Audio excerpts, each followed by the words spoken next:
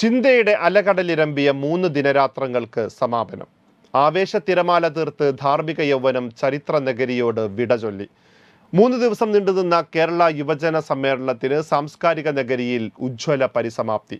നൂറുൽ ഉലമ ഡയലിൽ നടന്ന സമ്മേളനം സർഗാത്മക വികസനത്തിന്റെ ബഹുമുഖ പദ്ധതികൾക്ക് ശിലപാകി. SYS പ്ലാറ്റിനം ഇയറിന്റെ ഭാഗമായി ഉത്തരവാദിത്തം മനുഷ്യപ്പറ്റിന്റെ രാഷ്ട്രീയമെന്ന പ്രമേയത്തിലൂന്നി 1 വർഷം നീണ്ട ക്യാമ്പയിനാണ് തൃശൂരിലെ ചരിത്ര നഗരിയിൽ കൊടിയിറങ്ങിയത്. തൃശൂർ എറണാകുളം ദേശീയപാതയിലെ ആമ്പല്ലൂരിൽ ഒരുക്കിയ വേദി രാത്രിയോടെ ജനസഞ്ചയമായി മാറി. ഇതുപോലെ ഹൃദ്യമായൊരു സംഗമം ഇതിനു മുമ്പ് കണ്ടിട്ടില്ലെന്ന് നാട്ടുകാരുടെ സാക്ഷ്യം. മത രാഷ്ട്രീയ ജാതിഭേദമന്യേ പൊതുജനങ്ങളുടെ ശ്രദ്ധ പിടിച്ചുപറ്റാനും സമ്മേളനത്തിന് സാധിച്ചു. സമ്മേളനത്തോടനുബന്ധിച്ച് സംഘടിപ്പിക്കപ്പെട്ട എക്സ്പോയും പൊതുചർച്ചകളും ശ്രവിക്കുന്നതിനും കാണുന്നതിനുമായി സഹോദര സമുദായത്തിൽ നിന്നുൾപ്പെടെ നിരവധി പേർ എത്തിച്ചേർന്നു. സാധാരണ സമ്മേളനങ്ങളിൽ നിന്ന് തീർത്തും വ്യത്യസ്തമായിരുന്നു യുവജന സമ്മേളനം. വേറിട്ട അനുഭവമായി മാറിയ സമ്മേളനത്തെക്കുറിച്ച് ഒരു റിപ്പോർട്ട് കാണാം. ആദ്യം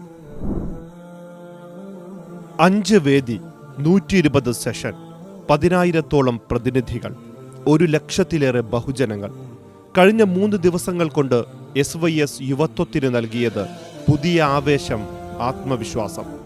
കേരളം കണ്ടുശീലിച്ച സമ്മേളനങ്ങളിൽ നിന്ന് തീർത്തും വ്യത്യസ്തമായിരുന്നു SYS യുവജന സമ്മേളനം.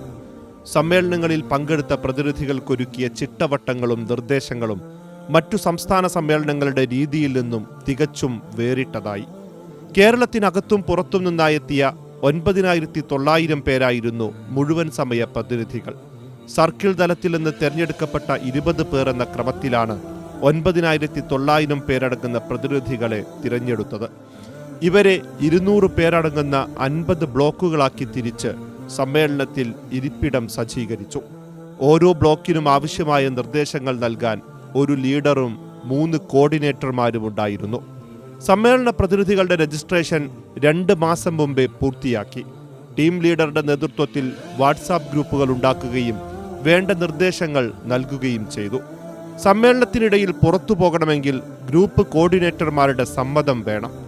എൻജൻ conclave, new gen expo, historical insight തുടങ്ങി എക്സ്പോയുടെ ഭാഗമായി നടക്കുന്ന പരിപാടികൾക്ക് പോകണമെങ്കിൽ പോലും കോർഡിനേറ്റർമാരുടെ പ്രത്യേക അനുവാദം ആവശ്യമായിരുന്നു. ഉയർന്ന അച്ചടക്കബോധം ഉയർത്തിപ്പിടിച്ച പ്രതിനിധികൾ സമ്മേളനത്തിന്റെ ആദ്യാവസാനം വരെ അത് കാത്തുസൂക്ഷിച്ചു. പ്രദേശത്തെ പൗരപ്രമുഖരെയും കാരണവന്മാരെയും കണ്ട് സമ്മേളനത്തിന്റെ സന്ദേശങ്ങൾ പങ്കുവെക്കുകയും അനുഗ്രഹങ്ങൾ വാങ്ങുകയും ചെയ്താണ് വിവിധ ഭാഗങ്ങളിൽ നിന്ന് പ്രതിനിധികൾ നഗരിയിലെത്തിയത്. ഭാര്യ, മക്കൾ, മാതാപിതാക്കൾ, മറ്റു കുടുംബാംഗങ്ങൾ തുടങ്ങി വീട്ടിലെ എല്ലാവരെയും ഒരുമിച്ചിരുത്തി 3 ദിവസത്തെ സമ്മേളനത്തെയും അതിൻ്റെ ലക്ഷ്യത്തെയും കുറിച്ച് ബോധ്യപ്പെടുത്തി ഒരുമിച്ച് പ്രാർത്ഥന നടത്തി ചീഫ് അമീറിന്റെ സന്ദേശം കുടുംബത്തെ വായിച്ചു കേൾപ്പിച്ചായിരുന്നു പ്രതിനിധികൾ ഇറങ്ങിയത്. സമ്മേളന പ്രതിനിധികൾ വീട്ടിൽ നിന്നും കൊണ്ടുവന്ന പ്ലേറ്റുകളിലും ഗ്ലാസുകളിലുമാണ് ഭക്ഷണം കഴിച്ചിരുന്നത്. പ്ലേറ്റുകളൊന്നും പുറത്തുനിന്ന് വാങ്ങിയതല്ലെന്നതാണ് സവിശേഷത. പൂർണ്ണമായും ഹരിതചട്ടം പാലിച്ച് വ്യത്യസ്തമായ ഒരു സമ്മേളനം. ഇസ്ലാമിക പ്രബോധനത്തിന് പുതിയ കാലത്തിനൊത്ത ആശയങ്ങളും അറിവും നൽകി കടഞ്ഞെടുക്കപ്പെട്ട യുവത ഇനി ഗോദയിലിറങ്ങുകയാണ്. പുതിയ ദൗത്യവുമായി കൂടുതൽ പ്രസരിപ്പോടെ. News desk, Siraj live.